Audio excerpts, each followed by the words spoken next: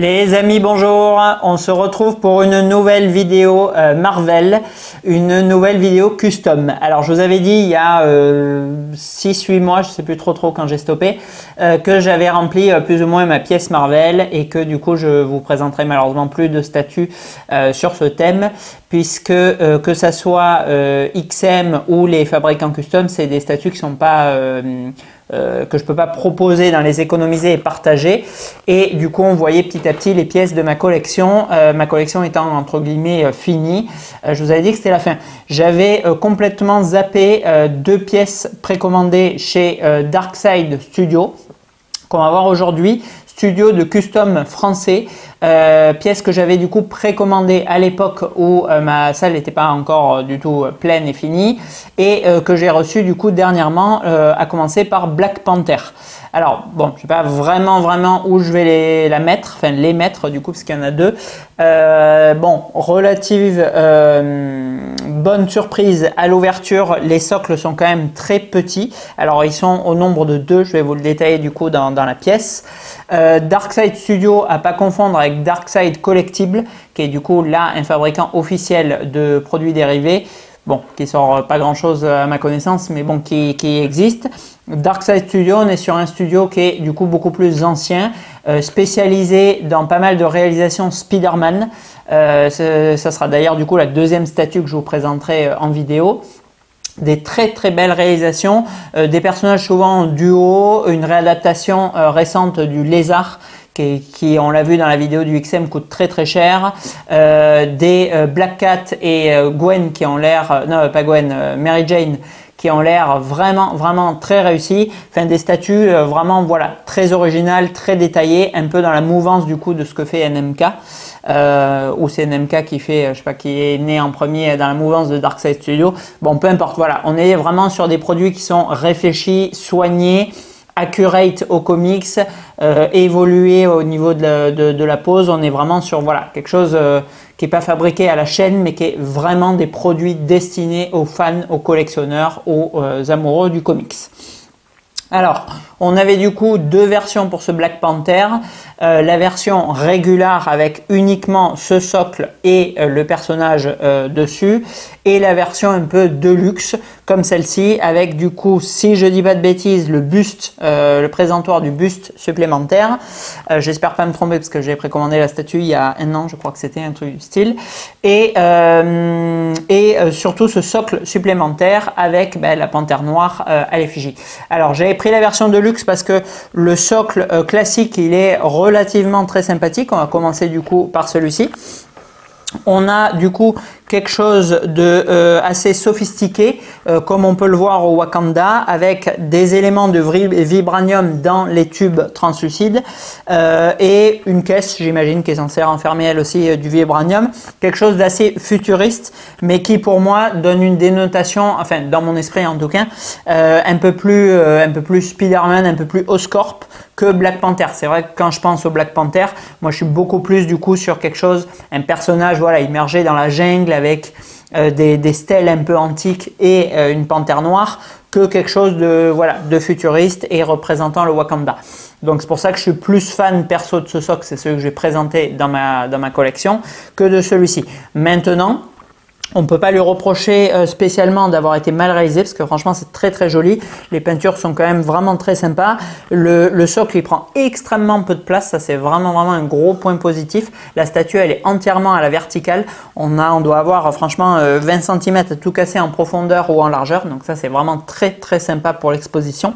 Et on a du coup voilà, ces petits tubes en PVC translucide avec les éléments de vibranium dedans qui sont ma foi très chouettes. Donc j'aime bien ce socle. Maintenant voilà, pour moi il ne représentait pas trop le personnage. Encore une fois, bon, c'est un avis complètement subjectif. Je dis absolument pas du tout que voilà, que Darkside Studio s'est gouré ou quoi que ce soit. De toute façon, bon, vu ma connaissance en comics, je serais extrêmement mal placé pour le dire. C'est juste que voilà, à moi en tant que collectionneur perso, puisque là c'est une pièce pour ma collection que je vous présente, il ne me parlait pas vraiment. Ensuite, sur la version de luxe, on a du coup ce buste supplémentaire qui est franchement d'extrêmement belle facture. Il est magnifique. Le costume d'ailleurs du Black Panther est de toute beauté. Il me rappelle excessivement, voire encore un chouïa mieux, mais bon, je l'ai eu il y a 2-3 ans, donc je ne me souviens pas super bien, du produit Life Size qui est sorti du coup Queen Studio. On avait un effet texturé avec vraiment voilà ce costume qui est unique, le costume de T'Challa du Black Panther qui est vraiment très spécifique en termes de rendu visuel et de toucher. Je le trouve extrêmement bien, franchement c'est très agréable à toucher. Voilà, je vais peut-être me le mettre en déstressant au magasin du coup chaque fois qu'il y a un client qui me gonfle. Hop, petit coup de caressage de T'Challa. C'est vraiment très très bien rendu. Et on a du coup ces 5 têtes interchangeables. Donc là, je vous ai mis du coup la tête un peu film Black Panther. On a la tête représentant Chadwick Boseman que j'ai mis sur le buste et que je vais présenter du coup dans ma collection un peu en hommage du coup à l'acteur et que je trouve qu'en plus, voilà, c'est le rendu très réaliste du coup du body va extrêmement bien avec cette tête qui est d'ailleurs très très très bien faite, très ressemblante malgré qu'on soit sur du full résine à l'acteur. Et ensuite des têtes un peu plus comics qui sont présentées devant au nombre de 3 avec une vraiment assez impassible, une vraiment mode guerrière vénère, je déchire tout avec les peintures du coup phosphorescentes et une du costume fermé mais typé un peu plus comics et moins réaliste du coup que la tête que j'ai présentée sur la statue et que je mettrai dans ma collection.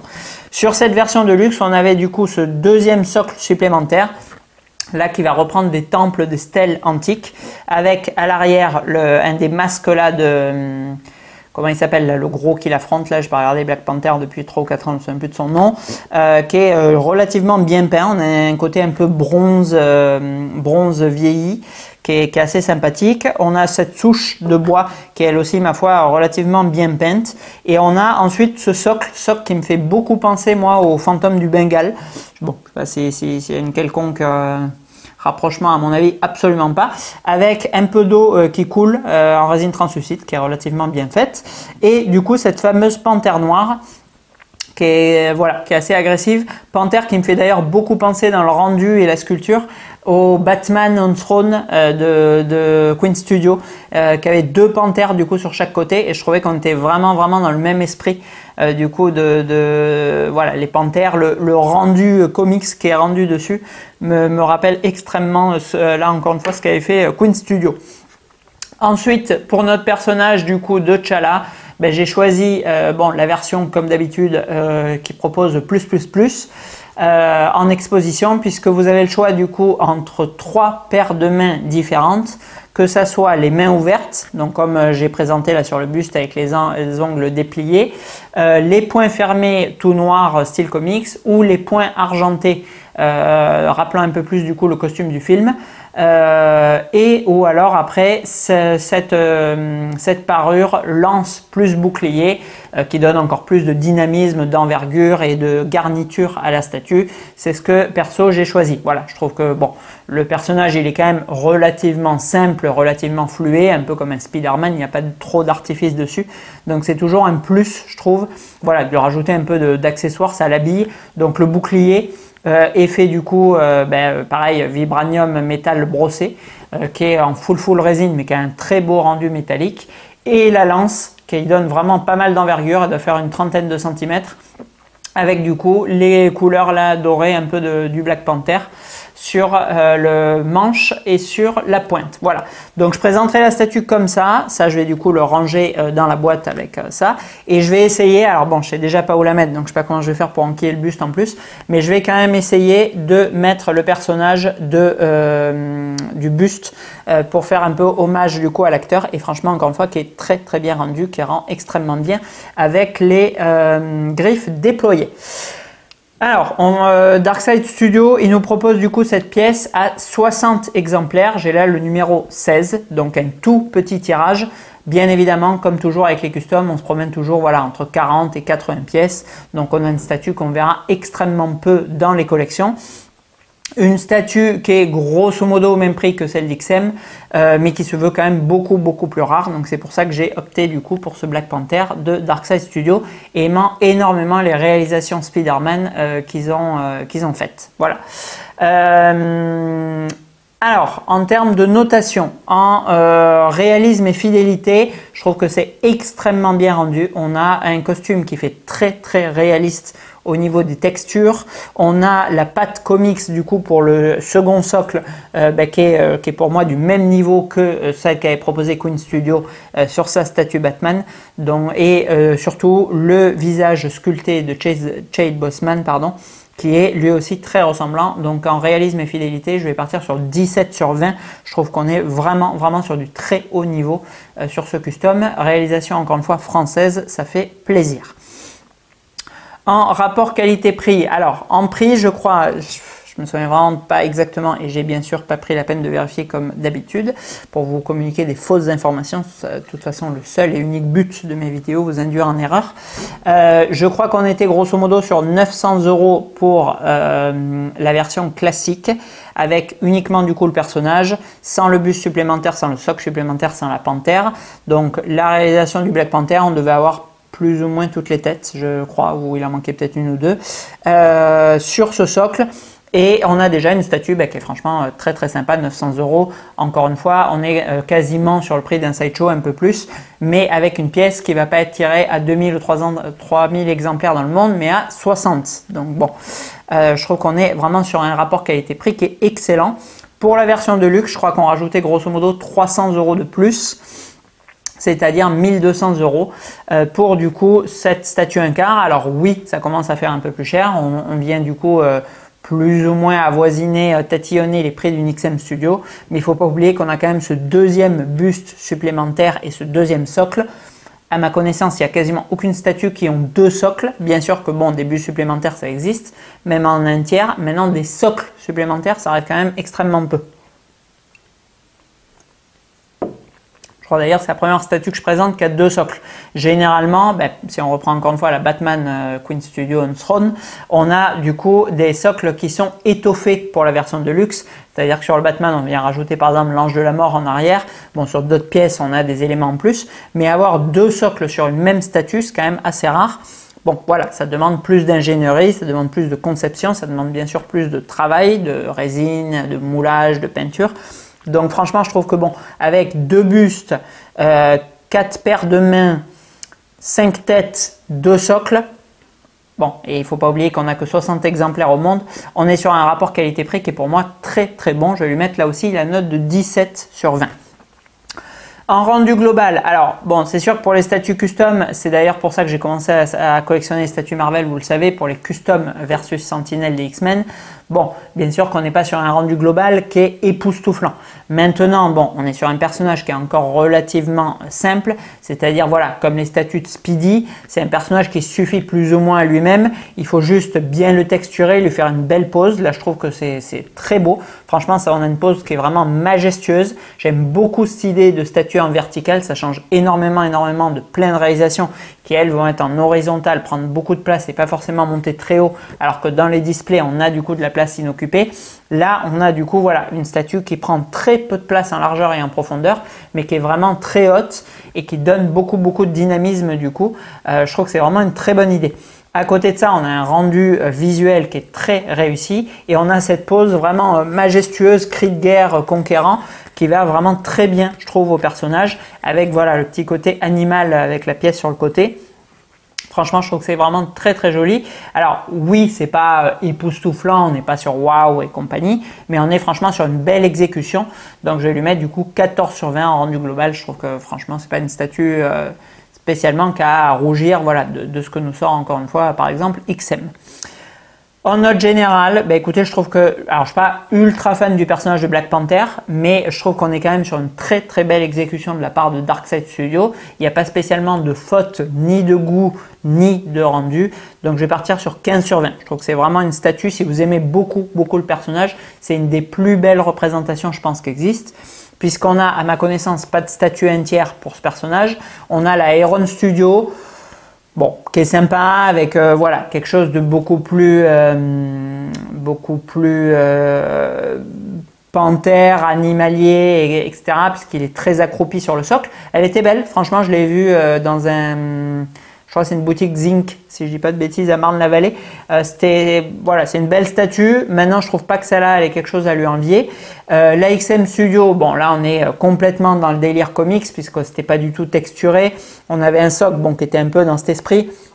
Mais je trouve que Darkside Studio, enfin perso, a vraiment bien fait de texturer énormément le costume parce que celui d'XM, je l'avais vu du coup en vrai, bon, on est sur quelque chose de quand même relativement fadasse, faut le dire, puisque Black Panther, bon, ben, il est tout noir.